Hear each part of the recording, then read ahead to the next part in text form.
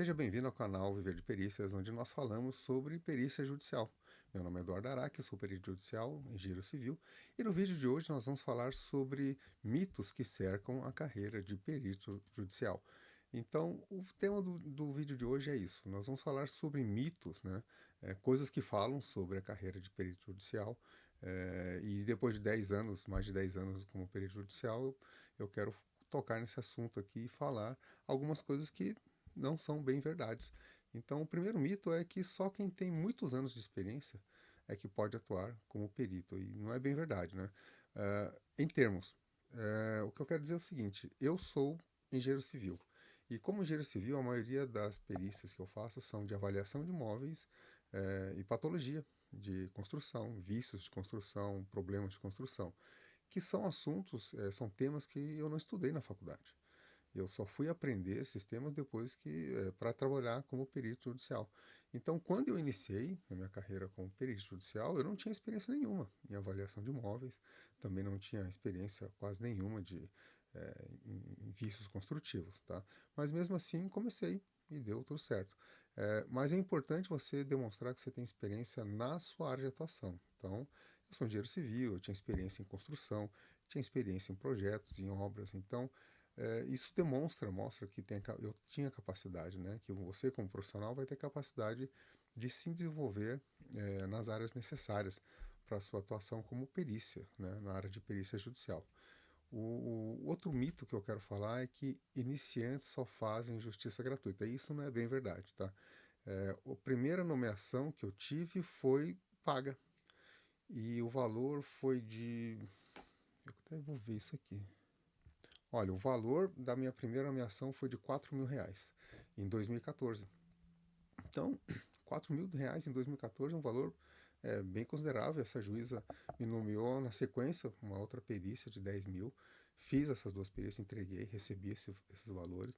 Recebi, sim, com certeza, nomeações de justiça gratuita, recebo até hoje, né? Então não vejo nenhum problema em executar. Mas não é bem verdade que iniciantes só fazem justiça gratuita. É, Você pode utilizar a justiça gratuita como uma estratégia no seu início de carreira, né? Quando se apresenta lá para o juiz, você fala, olha, eu aceito fazer justiça gratuita. E os juízes veem isso com bons olhos, então eles podem pegar lá uma perícia mais simples, uma perícia de menor tamanho, menor dificuldade e passar para você para poder conhecer. E geralmente são as perícias de justiça gratuita, geralmente, tá? Envolve menor complexidade, mas nem sempre. Mas não é verdade, não, que iniciantes só fazem justiça gratuita, só começam nesse tipo de atuação, não. Você pode começar, como aconteceu comigo, com uma perícia paga já, no início da carreira. Tá? Então, isso é um mito. Precisa ter QI, ou quem indica para receber nomeações, né? Esse é outro mito que existe, eu já escutei muita gente falar isso. Ah, mas para ser perito tem que ser amigo do juiz, para ser perito tem que conhecer alguém lá no fórum, tem que conhecer alguém ali no tribunal. E não é verdade não, tá? Então você vai ter que se apresentar, preparar o seu currículo, a sua apresentação pessoal, e você, assim, vai gastar muita sola de sapato, né? Fazendo as visitas, se apresentando nos fóruns. E eu me apresento até hoje, mesmo já desde 2014, então com mais de 11 anos aí de experiência, até hoje eu me apresento nos fóruns, porque os juízes eles mudam de cidade, eles se aposentam, eles mudam enfim, de emprego. Então, você tem uma renovação, você tem que estar sempre se apresentando para os novos juízes, e aqueles juízes que te nomeavam, eles acabam saindo. Então, não é você ter um juiz te nomeando não quer dizer assim uma garantia que você vai ser nomeado para sempre, tá? Então não, você precisa fazer as visitas, se apresentar nos fóruns para os juízes, para os diretores de cartório, né? E não é verdade não que você precisa ter contatos lá dentro. Não, você vai gastar muita sola de sapato, tá? E para o resto da sua carreira como perito, como eu faço até hoje. Mas não é verdade isso não, isso é um mito. É preciso ter pós-graduação ou especialização. No início não é necessário não, tá? Eu não tinha nenhuma pós-graduação, não tenho pós até hoje, e nem especialização, tá? Nessa área de perícia. É, fiz especialização, fiz muitos cursos, estudei bastante, estudo até hoje, faço cursos até hoje, mas você não precisa no início ter uma pós ou especialização, mas é muito importante você estudar e se preparar para seguir nessa carreira, tá? Então, não é necessário ter pós-graduação ou especialização no início, tá? Apesar que isso vai servir como um, um indicador, um peso, vai dar um peso muito grande no seu currículo você apresentar ali cursos de especialização, cursos de pós-graduação na sua área de atuação, tá?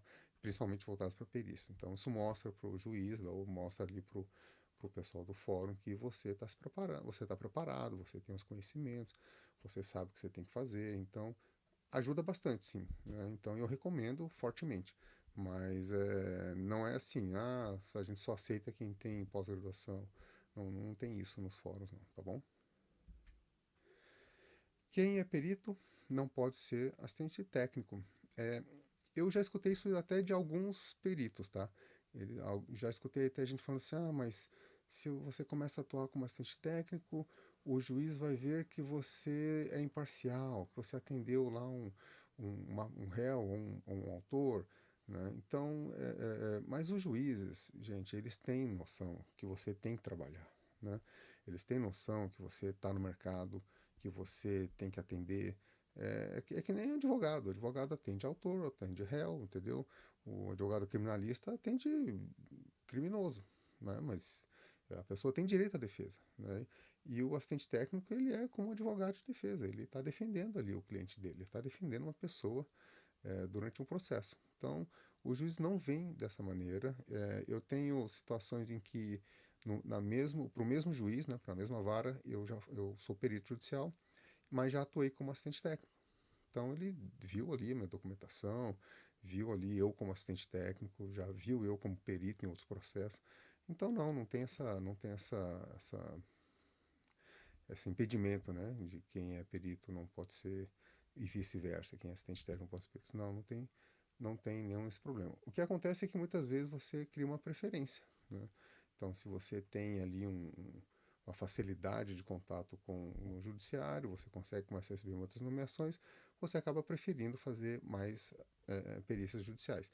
Ou então, se você tem mais contato no mercado, né, e atende mais com assistentes técnicos, digamos que você conhece muitos advogados e você recebe a oportunidade de atender mais, então, o que acontece é que você vai acabar privilegiando uma ou outra área de atuação, mas não que isso seja um impedimento.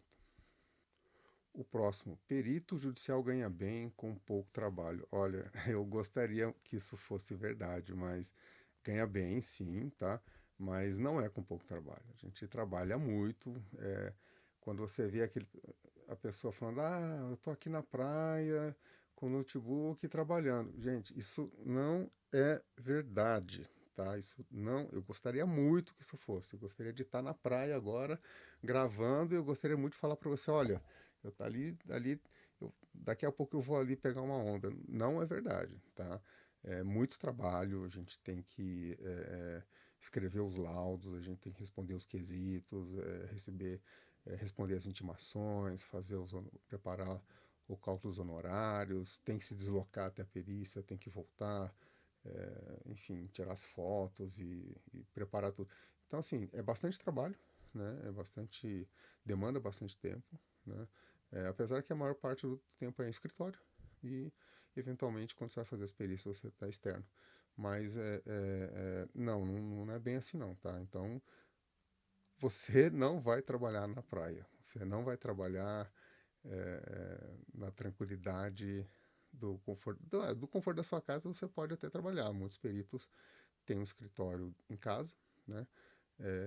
Eu tenho um escritório em casa e tenho um escritório também onde eu trabalho, externo. Então, eu posso trabalhar final de semana em casa, à noite faço algumas coisas e tenho um escritório externo onde eu trabalho também durante o dia. Então, mas não vai ser assim, vou para praia e vou escrever uns laudos lá. Não vai, porque você precisa de muita concentração, você precisa de uma boa internet, você precisa de tranquilidade, então você quer estar numa sala, você quer ter silêncio, você não vai querer ter o pessoal com caixa de som ali do teu lado, entendeu? você tem que se concentrar, você não vai conseguir beber e comer é, e sua família se divertir, não. Você vai se concentrar ali, precisa de bastante dedicação, tá? Então, não, você ganha bem, né? O perito ganha bem, mas ele trabalha bastante, tá? Não, não é com pouco trabalho, não. Gostaria que fosse assim, gostaria de descer agora e falar, olha, agora eu vou ali tomar uma, uma bebida e descansar um pouquinho, mas não, não é verdade não, tá bom? Então isso é mito.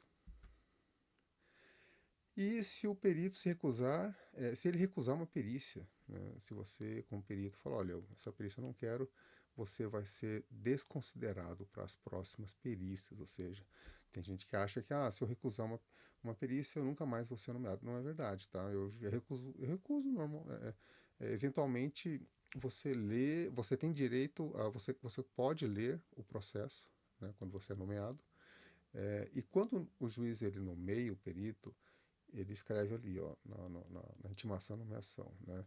Intime-se o perito para dizer se aceita o encargo, né? E para apresentar a estimativa de honorários. Então, você vai receber o acesso ao processo, você vai ler todo o processo, você vai poder ver as provas, as fotografias, os laudos, o parecer, o que o autor disse, o que o réu alegou, entendeu? Vai ter lá o endereço do lugar, vai ter tudo. Você vai poder verificar tudo.